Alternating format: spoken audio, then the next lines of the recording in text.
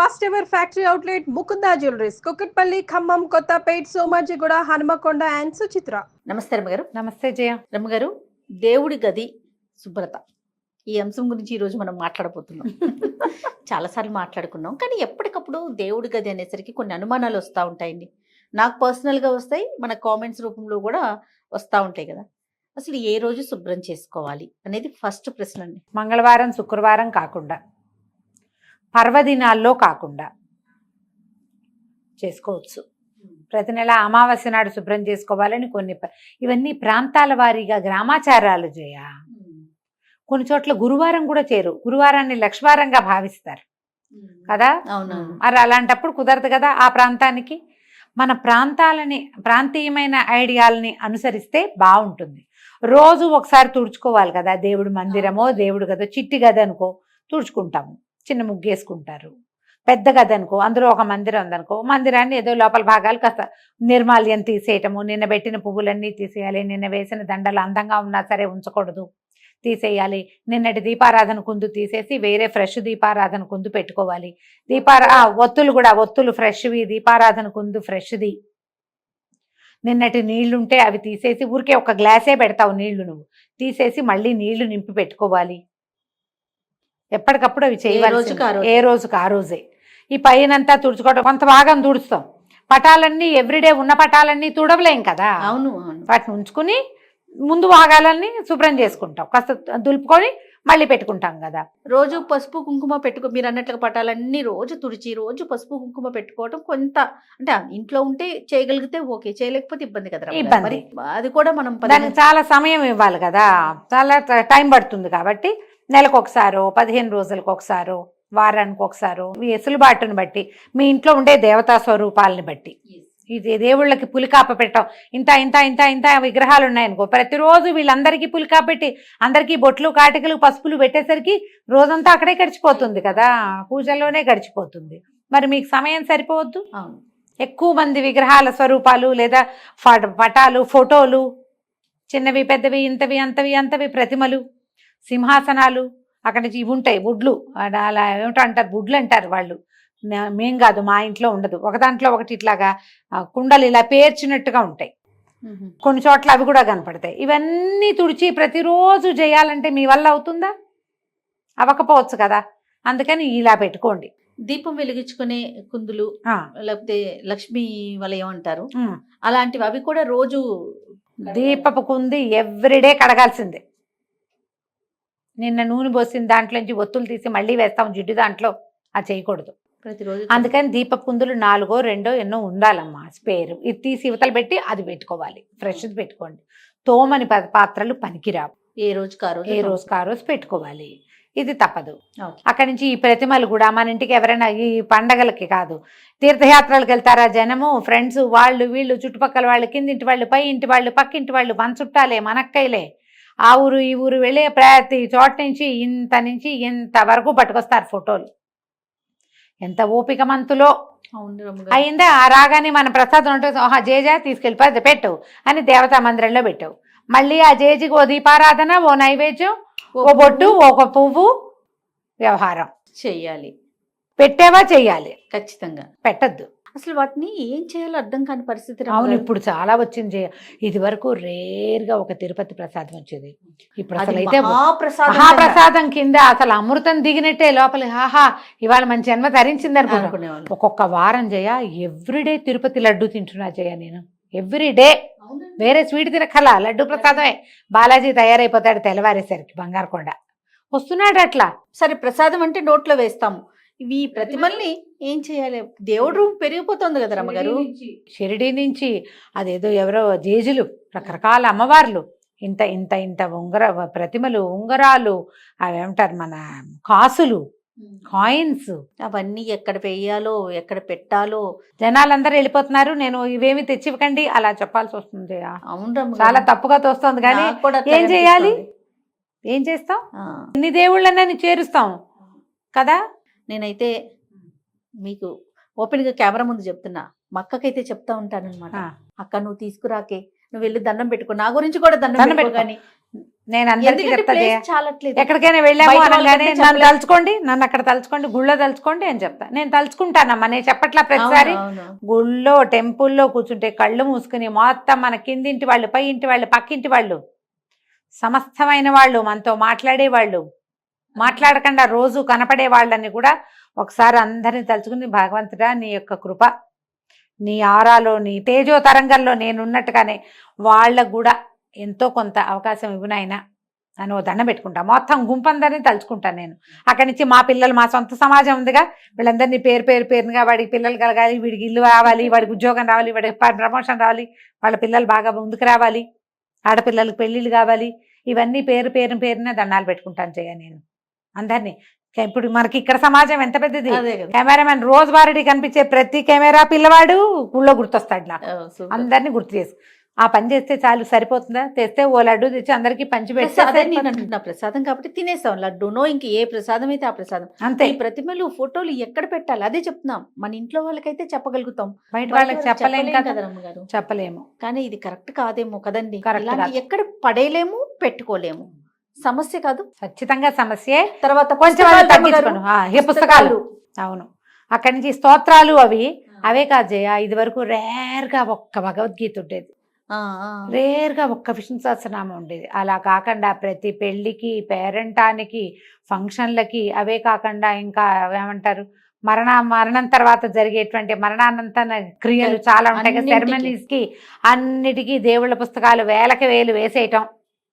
ఇక పంచో అందరికీ పంచేయటం. అందరి దగ్గర 10 20 విష్ణు సహస్రనామాలు, 25 30 లలితా సహస్రాలు, 10 నుంచి 15 దాకా భగవద్గీతలు, ఇవి కాకుండా ఎన్నో. ఇవన్నీ దేవుడి మందిరంలోనో దేవుడి గదిలోనే చేరతాయి. ఇదివరకు ప్రింట్ లేదు, ఇప్పుడు అన్ని ప్రింట్లే. అవును. ఇది ఒక సమస్య. అదొక సమస్య. వీటన్నిటిని దేవుడి గదిలోనే, దేవుడి మందిరంలోనే పెడితే ఆ దుమ్మంతా దులపాలి, అవన్నీ తుడవాలి, టూ మచ్ కాంప్లికేషన్స్ చేయ. అవును రమ్మగారు. కదా. తర్వాత ఎవరో చెప్తుంటే విన్నాను, మరి మీరు చెప్పారు, నాకు అనంతమ్మ చెప్పారు, ఎవరో నాకు గుర్తు రావట్లా, పటము తగలకూడదు అనేది మరి చెప్పారు రమ్మగారు. మీరు నేను ఎప్పుడన్నా చెప్పలేదు, నాకు అంత పరిజ్ఞానం లేదు. మరి ఎవరు చెప్పారు? నాకు పేరైతే గుర్తులేదు కానీ పటాలు నేనైతే తగలకూడదు, ఎదురు బదురు ఉండకూడదు, తగిలే అంటే అన్ని పెట్టొద్దన్న సెన్స్ సెన్స్ అయి ఉంటుంది. ఎవరు చెప్పారో నాకు పేరు గుర్తు రావట్లేదు. పోనీ ఎవరైనా కానీ గానీ. పటం మాత్రం తగిలేలాగా పెట్టుకోకండి అనే మాట అయితే నాకు ఇప్పుడు పెద్ద పటం ఉంది, దాని కింద ఇంకో చిన్న పటం ఆనిస్తాం. ఆనిస్తాం. తగలకూడదంటే ఇట్లా ఎంత మందిలో ఉంటే ఈ సరిపోతుందమ్మా వీటికి. ప్లేస్ చాలక. పైగా అసలు ప్రతిమలు, అక్కడి నుంచి ప్రతిమలన్నీ చేస్తాం. శాస్త్రం ప్రకారం అయితే మీ ఇష్టం అమ్మ, మీరు ఏమైనా కావాలంటే చేసుకోండి. శాస్త్రం అయితే ఇంతకు మించి ఉండకూడదు, అంగుష్టానికి మించి ప్రతిమ ఉండకూడదు. ప్రతిమలు పెడితే ప్రతిమకి ఆవాహన విసర్జన సజావుగా మంత్రంతో సాగాలి. మీ నోటికొచ్చింది చదువుకుంటామంటే కుదరదు. నైవేద్యము అపక్వమైన నైవేద్యం పనికిరాదు, పక్వాహారం నివేదనగా చేయాలి. ఇది శాస్త్రం. మాకు సరదా, మాకు ఇష్టం, భగవంతుడి మీద ప్రేమను మేము ఎలాగైనా చూపిస్తాం అనేక రకరకాల భావజాలాలు ఉన్న వాళ్ళు మీ ఇష్టము. తర్వాత ఈ మధ్య ఫ్రేముల విషయం, ఫ్రేమ్స్ కూడా, ఫ్రేమ్స్ ఎలా పెడుతున్నారంటే తంజావూరు పెయింటింగ్ తో చేసిన ఫ్రేమ్స్, అవి సిల్వర్ లోపల వెండితో చేసిన ఫ్రేమ్స్, బంగారం తాపడంతో చేసిన ఫ్రేమ్స్. మరి అవన్నీ పెళ్లిళ్ళకి, ఫంక్షన్లకి గిఫ్ట్లు వచ్చేస్తున్నాయి. వాటిని ఏం చేయాలి? గిఫ్ట్ వచ్చేది ఒక రకం, కొత్తగా ఇల్లు కట్టుకునే వాళ్ళు ఏం చేస్తున్నారు, అన్ని ఒక సెట్ గా ఉండాలని ఇలాంటివే కలిపి తెచ్చుకొని పెట్టుకుంటున్నారు. వీటికి కూడా అంటే మనం మామూలుగా పూజ చేసుకున్నట్లేనా, మళ్ళీ దీనికి ఏమన్నా బంగారం వెండి ఉన్నప్పుడు స్పెషల్ కేర్ ఏమన్నా? కాదు, మీకు ప్రతిమ అంటే పూర్తి స్వరూపం. వీడు వినాయకుడు వెనకాల భాగం అంతా చక్కగా చేస్తారు, ముందు భాగం అంతా పాదాలు మొత్తం అవయవాలన్నీ ప్రతిమలాగా బరువైన ప్రతిమ. ఓకే. పూర్తి స్వరూపాన్ని గనక మనం పెడితే ప్రతిమ రూపంలో, అక్కడ మనం నివేదనలు అవి ఖచ్చితంగా చేయాలి.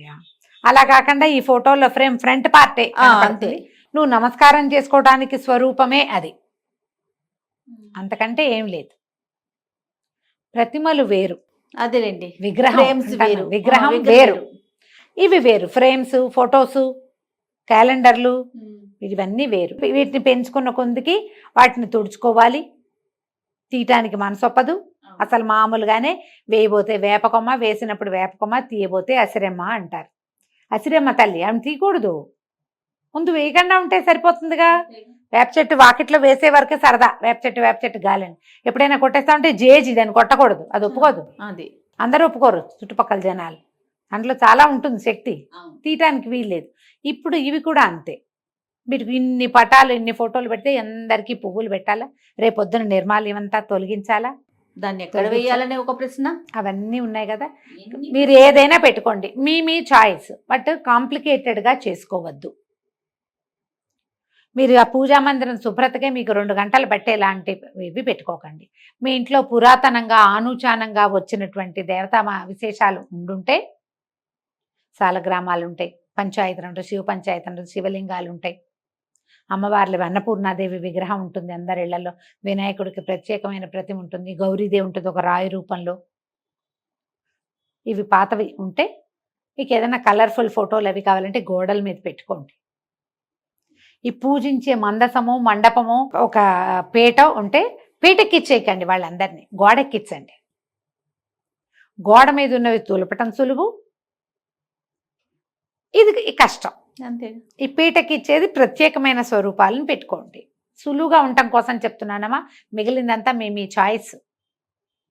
శాస్త్రం అయితే విగ్రహాలు పనికిరావు అంతే. ఇప్పుడు మా ఇంట్లో కూడా చాలా చిన్న అంతదే లక్ష్మీదేవి పూర్తి స్వరూపం, లక్ష్మీనారాయణులు ఇద్దరు ఉన్నారు నా దగ్గర. ఒక చిన్న ఇంత వేణుగోపాలుడు, ఒక చిన్న ఇంత పారడిని, గుర్తుందా మొవ్వ వెళ్ళాం మనం. అవునవును. అక్కడ మొవ్వ వేణుగోపాల స్వామి గుడికి వెళ్తే వాళ్ళు ఇచ్చారు ఒక చిన్న పారాడే కృష్ణుడు.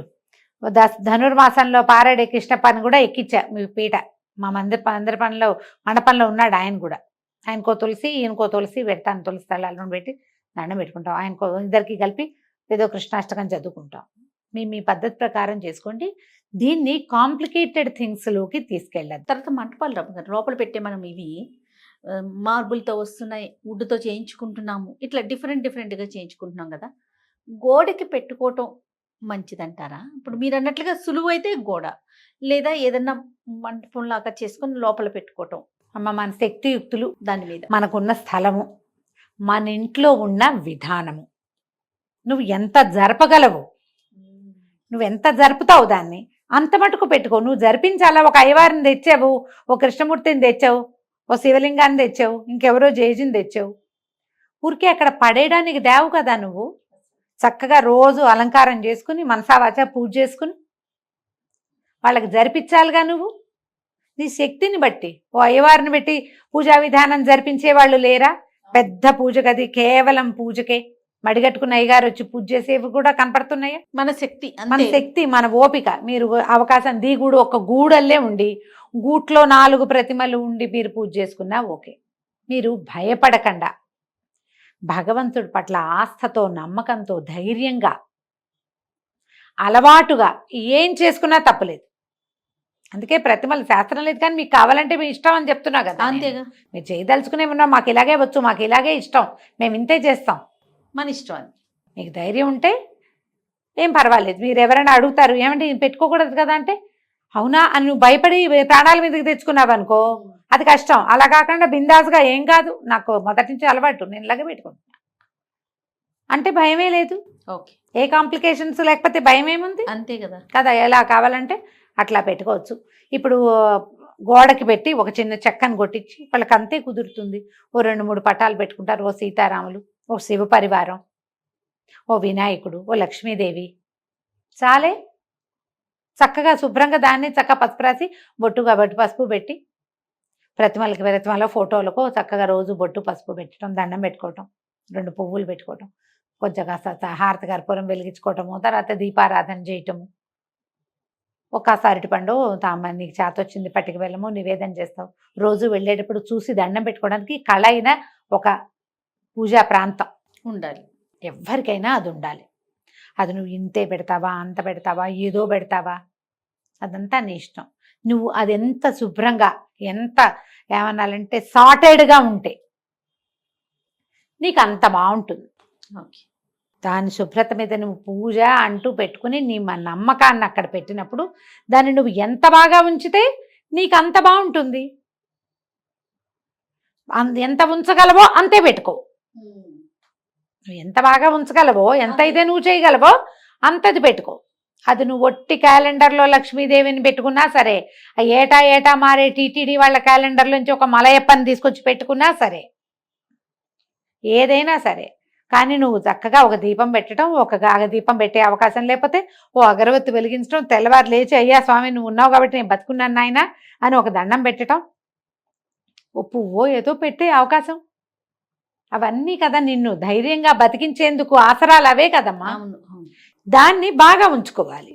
తప్పకుండా దానికి ఏవేవో ఆలోచనలు చెయ్యొద్దు. ఎంత చేయగలరో అంత చేసుకోండి. తప్పకుండా రమ్మ గారు. నమస్తే. నమస్తే జయ.